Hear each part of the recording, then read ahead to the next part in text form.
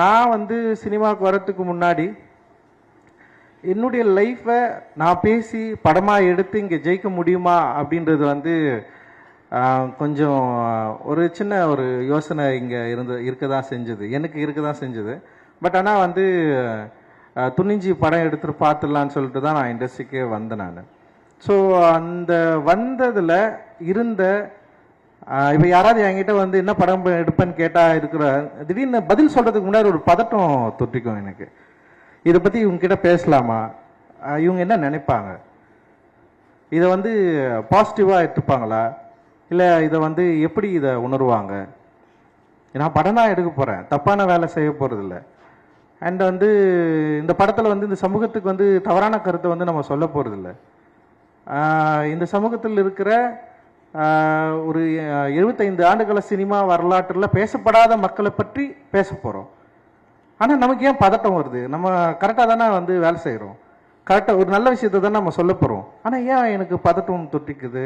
ஏன் ஒரு இனம் புரியாத ஒரு ஒரு ப்ரெஷர் கிரியேட் ஆகுது அப்படின்னு எனக்கு வந்து சத்தியமாக தெரியவே இல்லை.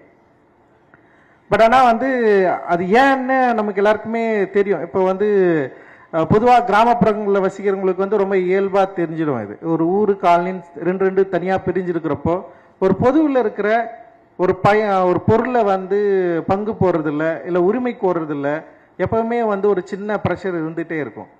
ஸோ இப்போ நான் வந்து அப்படி ஒரு காலனிலேருந்து வந்திருக்கிறேன். ஸோ மாரி செல்வராஜ் அப்படி ஒரு காலனிலேருந்து வந்திருக்கிறான்னு வச்சுங்களேன். ஸோ அப்படி இருந்து ஒரு காலனியில் வந்து யாருக்கிட்ட எதை பேச போகிறோம் அப்படின்றது வந்து ரொம்ப முக்கியமாக இருந்தது. யார்கிட்ட எதை பேச போகிறோம்?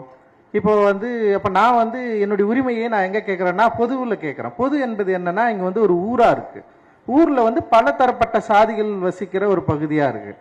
அப்போ அங்கே போயிட்டு நான் என்னுடைய உரிமை கேட்குறப்ப ஃபஸ்ட்டு என்னவா தோணுன்னா வந்து நீ எதுக்கு இங்கே வந்து கேட்குற, நீ வந்து இங்கே வந்து பேசலாமா, உனக்கு இப்போ நம்ம எல்லாரும் ஒன்றா தானே இருக்கிறோம், நீ அங்கே ஒழுங்காக இருந்துடலாம்ல, நீ எதுக்கு இங்கே வந்து இதை பேசி பிரச்சனையாக மாற்றுற, இது பிரச்சனையாக பேசலைன்னா இவ்வளோ நாள் நம்ம எல்லாரும் வந்து நல்லா ஜாலியாக சந்தோஷமாக தானே இருந்தோம், நீ அங்கே இருக்கிற நான் இங்கே இருக்கிறேன், நீ கோயில் திருவிழாவுக்கு வரியா நீ அங்கே இரு, நீ வரையா இது வந்து இதை பார்த்துக்கோ, ஊர் பொது கிணத்துல வந்து நீ தண்ணி எடுக்கக்கூடாது, இல்லை ஊர் குளத்தில் வந்து உனக்கு உரிமை கிடையாது, ஊர் பொது சொத்துல உனக்கு வந்து உனக்கு உரிமை கிடையாது, நான் உரிமைன்னு நான் கேட்டேன்னு வச்சுக்கேன், அங்கே வந்து ஒரு பிரச்சனை ஸ்டார்ட் ஆகுது.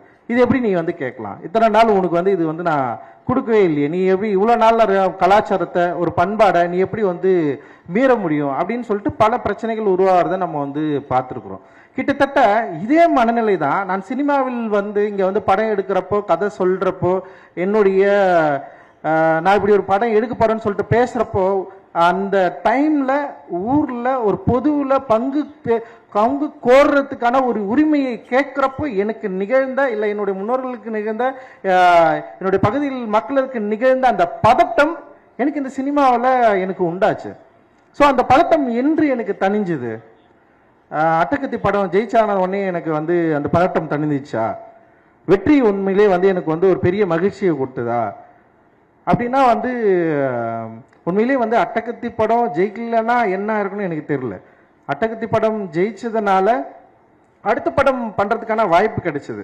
ஆனால் அடுத்த படம் கிடைக்கிறதுக்கான வாய்ப்பை இப்போ அட்டகத்தி படம் எப்படி ஏற்றுக்கொள்ளப்பட்டது, அதோட விமர்சன பங்கு என்ன? ஓகே, அது ஒரு சாரார் வெறும் காமெடி படமாகவே பார்த்தாங்க, ஒரு சில பேர் அதோடைய நரேட்டிவை புரிஞ்சுக்கிட்டாங்க, சில விஷயங்களை அதை பற்றி எழுதினாங்க.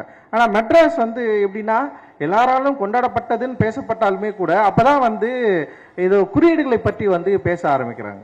ஸோ அது வரைக்கும் வந்து ரஞ்சித்ன்றவோ ஒரு இயக்குனராக இருந்தார். அப்புறம் மெட்ராஸ்க்கு அப்புறம் வந்து திரும்ப வந்து வேற ஒரு படம் இயக்கியிருக்கிற ஒரு முழு அரசியல் திரைப்படம்னு சொல்லிட்டு எல்லாருமே ஏற்றுக்கிட்டாங்க.